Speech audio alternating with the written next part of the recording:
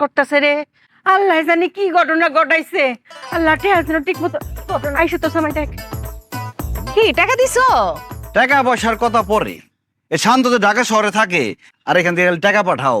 ও কার সাথে মিশে, বন্ধু বান্ধব কারা, কার সাথে উঠা বসা, এগুলা খোঁজ খবর রাখতে হবে না? জামাই, বন্ধু বান্ধবের খুঁজ আমরা পরে লইয়া, অঙ্কা তুমি সুদা সাজি কয়ে লাও। হ্যাঁ তুমি পাঠাইছো তো। আরে টাকা পাঠাইছি আম্মা, এত চিন্তা করার কিছু নাই। শান্ত তো ফোন করছেন, অন্য টাকা পাইছে না, দুহনো কারো রয়েছে। আর বাবারে যাইবো, একটু সময় লাগবো না? আমার সামনে বিকাশ দৌড় দিছে। আল্লাহ, বিকাশ আবার দৌড় দেয় কেমবা? তুমি টাকাটি নিয়ে কি করছো সত্যি করে কও তো? আমি জানি তো, আমি ঘর জামাই না। আমার যে এত এত প্রশ্ন করবা, আমার যে সন্দেহ করবা, আমি খুব ভালো করে জানি। এই জন্য আমি সব রেডি করে আসছি যে বিকাশ, বিকাশ একটি ছেলের নাম। সেই ছেলে একটু খাটো, কিছুটা উজ্জ্বল শ্যামলা, কথা বলে সিলেটি ভাষায়। ওই ছেলের মাথা একটু গরম, হঠাৎ হঠাৎ সে গরম হয়ে যায়। তার কাছে টাকাটা দিছি, সে সুন্দর করে চলে যাবে, শান্তরে দিবে, কারণ শান্তর সে বন্ধু, ছোট ভাই এরকম। আল্লাহ, কারে তুমি টাকা দিয়েছো?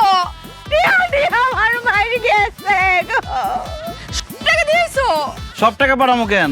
আমার তো কইলা যে খরচের বলে 400 টাকা লাগবো, ওইখানে তো বুদ্ধির খেলা খেলে দিলাম। সুন্দর করে বুঝায় শুনে 200 টাকা দিচ্ছি, আর 200 টাকা ফেরত নিয়ে আসছি। দেখছেন আম্মা, সবসময় তো আপনার খালি ডং যে আমি বলে ব্যাককেল চালাকি করে 200 টাকা বাঁচাই নিয়েছি। দেখেন ব্যাককেল কে। কারে টাকা দিয়েছে? আমার ভাই আছে, মিস্টার বি কেমনে দিব গো আম্মা? আমি 200 টাকা বুঝতাম না। আমি যে 20,000 টাকা দিছি, এটা অফ করলে এবার হাতও দাও।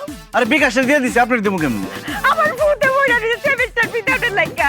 সেমিস্টার বি তো দিতে পারবো না, আর পড়বো কেমনে আমার ভাইটা? আরে বেডি মানুষ এই যে আবার অস্থির হয়ে গেছে। একটা মানুষ যে দৌড়ায় যাইতেছে, যদি জাম না থাকে 40 মিনিটের মধ্যে পৌঁছায় যাবো, আর জাম থাকলে হয়তো 1 ঘন্টার মধ্যে পৌঁছে যাবো টাকা নিয়ে। এত তো কান্নাকাটি করার কি আছে? খালি দিতে লাগছে। আমি ব্যাক করে রাজি দিস্তা কিছু না দিস্তা। ও নোট পিটে আমি কেন আম্মা, আমি তাড়াতাড়ি ফোন দেই। তুই তার